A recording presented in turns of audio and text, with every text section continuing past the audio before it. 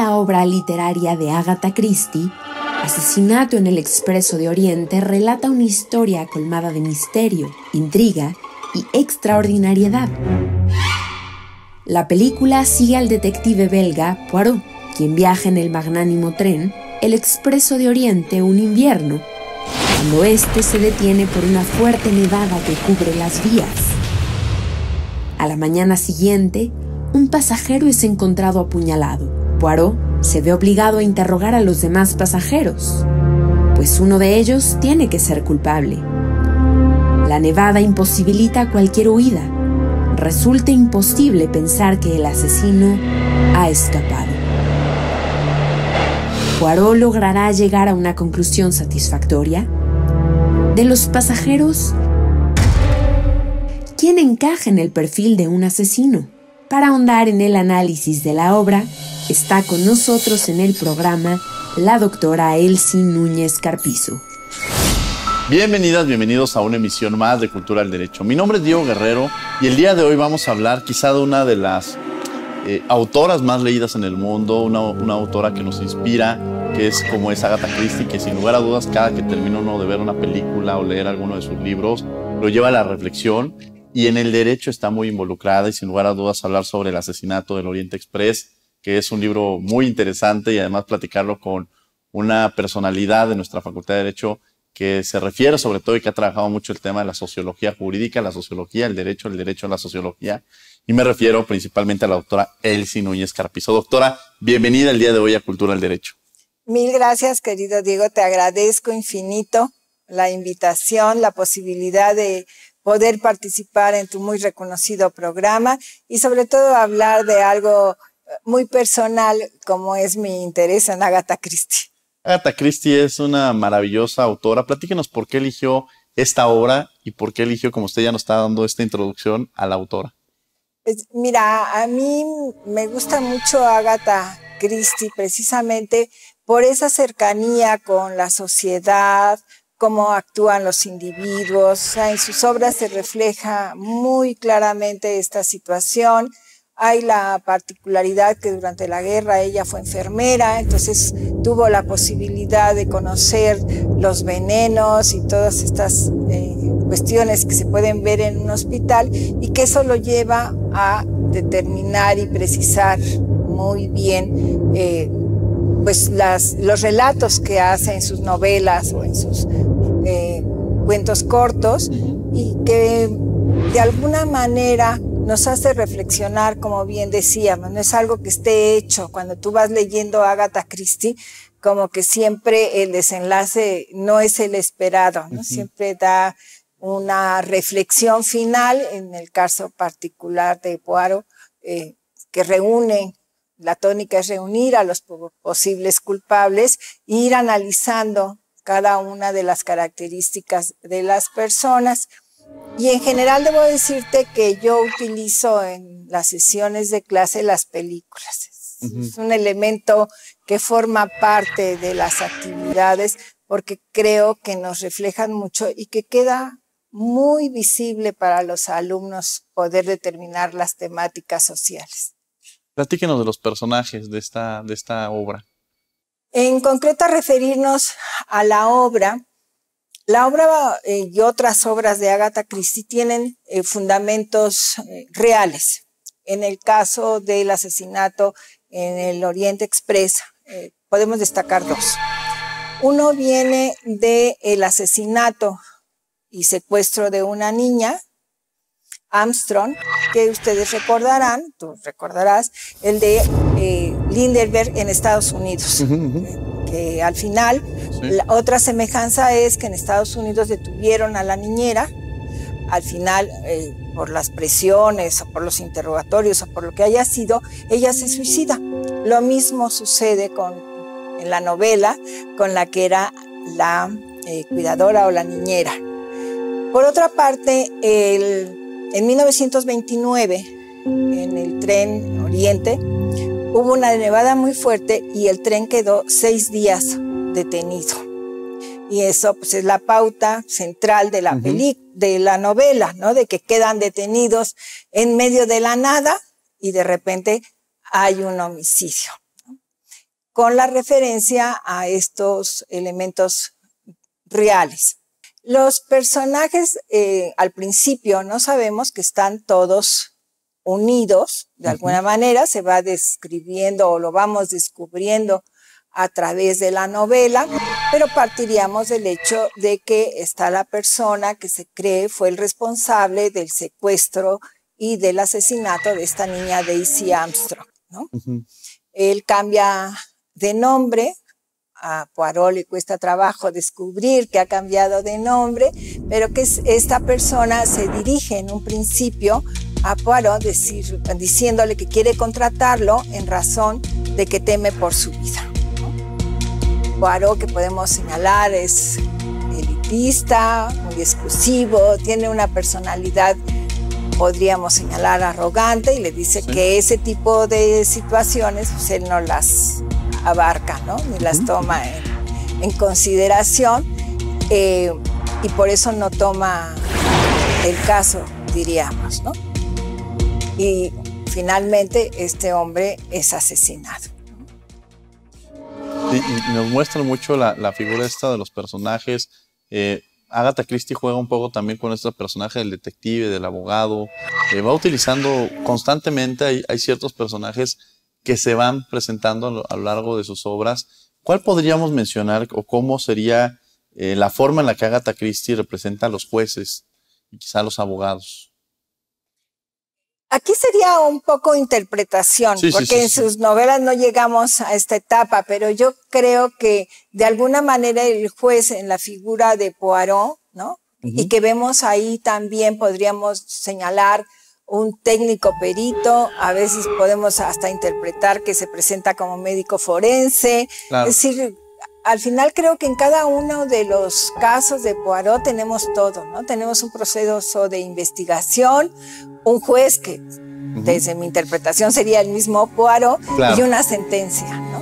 Sin que lleguemos realmente a ver un juicio, ¿no? O sea, él resuelve todo. Sí, ahora en este escenario también nos presentan como generalmente al abogado se le ve muy cuadrado, y yo creo que ahí interviene la parte de la sociología, esta parte de que no puede dejarse de lado ver todo el contexto social, cultural, económico, político, a la hora de que un juzgador está tomando una decisión, que un abogado toma un caso, y vincularlo precisamente. Yo creo que estas obras son las que nos llevan mucho a la relevancia que tiene la sociología y el derecho y la sociología, como lo mencionaba al inicio. ¿Cómo ve esta compaginación que se va dando? Y además este mensaje también de la importancia de que no es necesario, pues es que la ley dice esto, sino ver todo el contexto, ¿no? Yo creo que es lo que podríamos destacar quizás de las obras de Agatha Christie, ¿no? El contexto que nos señala y que analiza con mucho detalle, ¿no? Cada uno de los personajes o cada uno de los que intervienen en las novelas o en los estudios cortos que hizo, se presenta con mucha precisión el contexto, y yo creo que esto también es una característica de Poirot, ¿no? Ese detalle de análisis, ¿no? En uno de los cuentos dice que descubre quién es la responsable por los zapatos, porque dice una señorita no tendría ese tipo de calzado, ¿no? Es decir, detalles de observación, y que tenemos que señalar que de alguna manera estoy tratando de identificar este Poirot con el juez. Ahí nos damos cuenta también de que pensamos como el juez alguien totalmente objetivo, y se nos olvida lo que tú decías. Es un individuo con todas las características, o sea, tiene una edad, tiene un estatus social, tiene una educación, tiene una familia, una religión, y que eso no se puede desprender de él. O sea, cualquier juez, a pesar de que nos dicen el juez objetivo, pues, por ahí alguien ha dicho, ¿verdad?, que no podemos ser objetivos porque no somos objetos, sino somos sujetos y por lo tanto subjetivos, claro, ¿no? Vamos a tener que ir a una pausa, pero no se vayan, estamos en Cultural Derecho.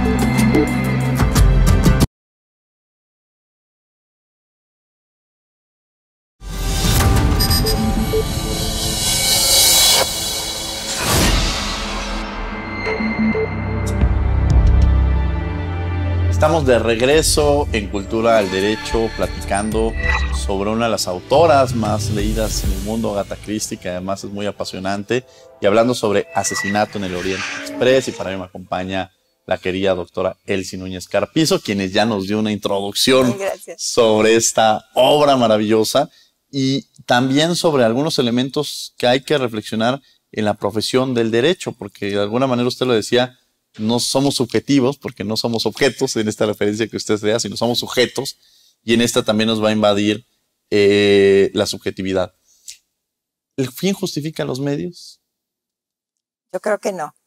O sea, tenemos libre albedrío, somos individuos y debemos de asumir la responsabilidad de nuestro actuar, ¿no? O sea, podemos tener infinidad de pretextos, pero yo creo que somos responsables, ¿no? Y además decidimos hacer, ¿no? Las cosas no suceden espontáneamente, sino estaríamos señalando que los seres humanos somos determinados, ¿no? Bueno, algunas visiones religiosas señalan esto, pero desde la perspectiva jurídica o desde la perspectiva social tendríamos que decir que elegimos, ¿no? A cada momento estamos eligiendo qué vamos a hacer al instante siguiente, ¿no? Entonces, no creo, sino donde dejamos valores, emociones, el mismo orden jurídico, ¿no? Claro. Si yo no puedo decidir y determinar que lo que hago, tengo que asumir las consecuencias, ¿no? Aunque a veces es difícil determinarlo, ¿no? Claro. En estos casos que decíamos. Ahora, seguramente esta película, como usted lo mencionaba, la pone con sus alumnos y la platican, la discuten y se generan una serie de reflexiones que además se me hace muy interesante, sobre todo en los primeros semestres, entender esto, porque cuando uno se vuelve espectador de una película, pues, y vemos al malo y además al malo le hacen algo, pues como que se vuelve uno, esta naturaleza humana, dicen que bueno, pues lastimó un niño, lastimó una niña, sobre todo esta parte de grupos en situación de vulnerabilidad donde nos volvemos más sensibles. Y de alguna manera hay una parte interna de muchos que decimos, pues es que se hizo justicia, ¿no? Y bajo lo que podríamos entender de la propia justicia. En el caso particular de esta película, ¿se hace justicia? Mira, primero un breve paréntesis, ¿no? Sí. Porque siento que en general las personas, cuando se refieren a la justicia, es que les den la razón. Independientemente si tengo el derecho o no, no sé si me explico lo que estoy tratando de decir. Entonces, si alguien no obtiene lo que desea o lo que quiere, vamos a escuchar, eso es una injusticia o no se me hizo justicia. Y esto no es el caso, es decir, desde una concepción, si quieres, elemental, es que se aplique el derecho, que es nuestra responsabilidad o la responsabilidad de los abogados. Por ejemplo, cuando yo le puse a Renata 10 fue justo. Por si supuesto. Le ponen otra calificación, diría que fue injusto. Por supuesto. Una alumna que tenemos. Una alumna que compartimos y que es completa. Bueno, no sé qué piensa ahora. Y que forma parte de la producción. ¿No? O sea, entonces aquí para empezar tenemos una mala visión de lo que es la justicia, porque digamos, en una forma elemental entenderíamos esto, de que se aplique el derecho. Claro. Y esto quiere decir que si tengo razón o es mi derecho, pues es justo que me lo reconozcan. Y bueno, aquí daría pauta a lo de los abogados y la corrupción y todo lo que quieras. Pero partiendo de esta base, digamos, elemental de que justicia es que se aplique el derecho, pues en el caso particular del asesinato en el Orient Express, ahí te queda la reflexión, ¿no? Estamos invitando a quien nos ven y nos escuchan que vea o lea la obra.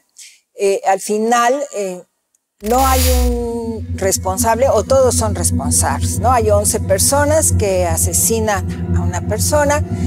Quizás ahora tendríamos que decir que con los descubrimientos forenses a lo mejor pueden precisar cuál puñalada realmente le causó la muerte, pero ante esta perspectiva pues, tendríamos 11 culpables u 11 personas inocentes.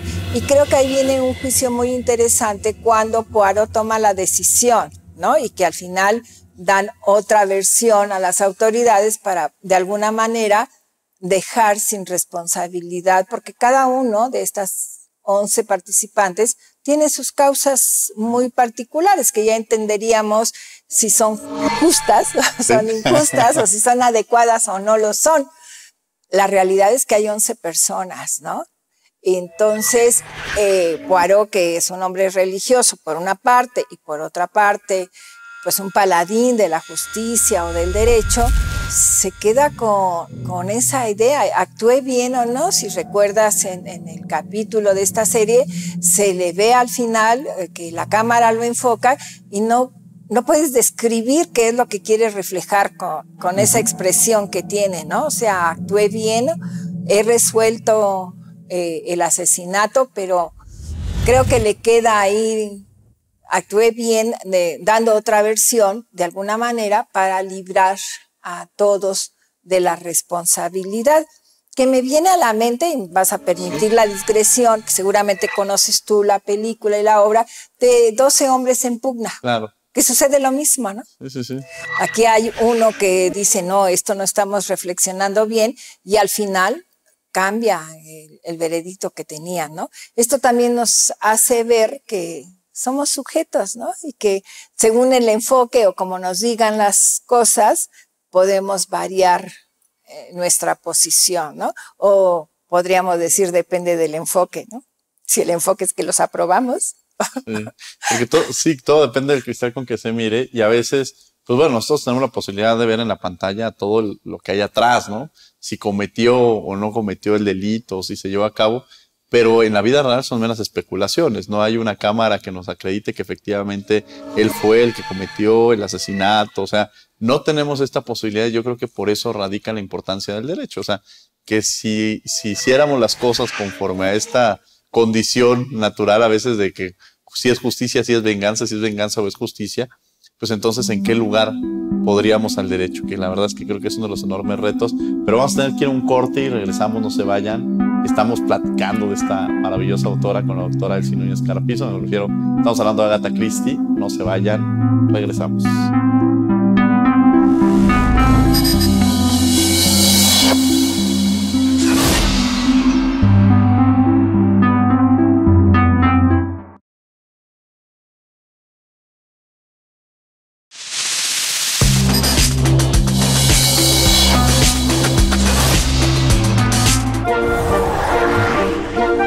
Tres asesinos famosos en la literatura. Patrick Bateman, de American Psycho, inaugura en los años 90 un asesino atípico en la literatura, pero común en la sociedad: el yuppie. Como psicópata, Bateman constantemente compara sus atuendos con el de sus colegas. Hace uso de la cocaína. Tiene ritos de acicalamiento con una multiplicidad de productos para el cuidado de la piel y el cabello. En varios arranques de furia, mata casualmente de un disparo a un indigente. Descuartiza prostitutas y asesina a un colega de un hachazo en la cabeza mientras escucha el himno de los 80s, Hip to Be Square.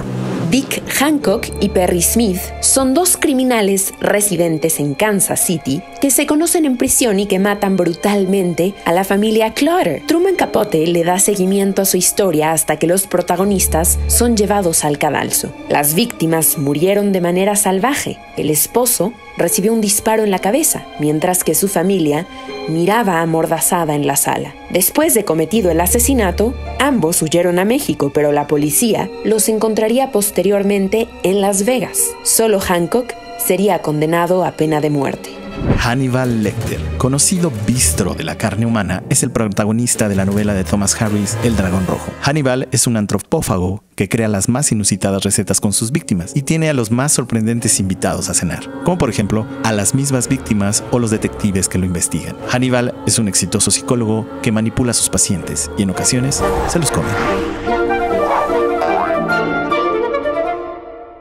Estamos de regreso en Cultura del Derecho en esta maravillosa charla hablando sobre una autora como lo es Agatha Christie. Para ello me acompaña la doctora Elsie Núñez Carpizo. Y bueno, ya hablamos sobre la reflexión de todo lo que envuelve a la autora, de estos datos que nos da y del papel también del abogado, de cómo debe interactuar. Generalmente cuando uno les pregunta qué hace un abogado, muchos van al litigio.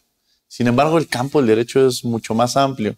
Y ahí es donde interviene este análisis o este estudio de la sociología y del derecho. Platíquenos de esta relación y además para aquellos que dicen, me llama la atención el derecho, pero no me imagino en un tribunal. O sea, frente a toda la posibilidad que tenemos en esta carrera, que no es que le echemos muchas porras, pero sí es como una base social en muchos aspectos, ¿no? Yo creo que es fundamental, y no porque seamos abogados, sino porque, y no de ahora, ni lo digo yo por primera vez, siempre se ha identificado al abogado como una persona culta, con un conocimiento amplio, porque precisamente creo que un papel fundamental que tiene que desarrollar el abogado es precisamente esta percepción del que está enfrente, ya sea su cliente o sea su defendido, o en cualquiera de las ramas, ¿no? También creo que hay una visión distorsionada del abogado en la comunidad de pensar que somos los especialistas los únicos que nos debemos de preocupar por el derecho, y esto no es así. O sea, todos por estar en sociedad debíamos de tener un mínimo de conocimiento del derecho, lo que hoy denominamos cultura jurídica, ¿no? Sin embargo, pues tenemos ejemplos muy tristes en nuestra sociedad o en nuestro país, ¿no? Con esta visión da un margen muy corto al abogado, ¿no? Y hay quien piensa que el que no es litigante no es abogado. Pues yo tendría que decir que yo soy un ejemplo de no abogado. O sea, yo me he dedicado todo mi desarrollo profesional, o casi tendría que yo decir un desarrollo académico. O sea, yo llegué a la facultad y no salí, y espero no salir pronto. Pero hay muchas actividades. El abogado, precisamente por esa panorámica tan amplia que tiene, puede desempeñar infinidad de actividades, porque obviamente esa base inicial, y en este caso quizás veme egoísta de hablar de la sociología, pues es fundamental. Yo creo que muchas veces, y yo lo pregunto en el salón, se sorprenden de que lleven sociología jurídica, ¿no? Y a esta respuesta les pregunto, ¿dónde van a aplicar el derecho? Ustedes necesitan saber qué pasa en su sociedad o en la sociedad, cómo se estructura, cómo funciona, cómo cambia. Porque si esto no lo conocemos, vamos a tener efectos quizás muy negativos. Leyes que no corresponden a la realidad social y que no se van a cumplir, son letra muerta desde que surgen. La tendencia actual de copiar legislación internacional, no quiero señalar que siempre esté mal, pero hay veces que no tienen nada que ver con nuestra realidad, ¿no? El abogado que va a defender a alguien en particular, como la misma ley lo establece y es responsabilidad del juez, ¿cuál es el contexto? Por eso tenemos un máximo y un mínimo en las sanciones, porque tenemos que establecer aquella sanción que es adecuada a la persona de acuerdo a sus circunstancias, edad, sexo, quizás hasta estado civil, condición económica, proceso educativo, etcétera, ¿no? Es decir, yo creo que la abogacía es de los aspectos más humanos que hay en la sociedad, ¿no? Tienes que conocer muy bien a la otra persona, conocer tu contexto social. ¿Algún mensaje que le quiera mandar al público sobre el papel del abogado en la sociedad? Porque a veces como que hay una mala percepción de la profesión, y creo que parte de este programa es romper con eso. ¿Algún mensaje que le quiera mandar al público? Pues yo en general al público, y en especial a nuestros alumnos, que se den cuenta de la responsabilidad que tienen en su mano. Como bien lo dice la toma de protesta de nuestra facultad, las personas van a poner su vida, sus bienes en sus manos. Necesitamos abogados que sean juristas, como dice nuestro doctor Contreras Bustamante. Doctora, muchas gracias por haber estado con nosotros aquí en Cultura del Derecho. Ha sido un placer platicar con usted y platicar de esta obra. Muchas gracias, querido. Te agradezco mucho, y a todos que nos hicieron el favor de acompañarnos. Mil gracias. Gracias, doctora. Y les agradecemos a ustedes que han estado con nosotros el día de hoy en Cultura del Derecho. Los invitamos los martes. Los martes estamos en Radio UNAM, en 96.1 FM, a las 4 de la tarde en Derecho a Debate. Pero por lo pronto, que tengan muy buen día.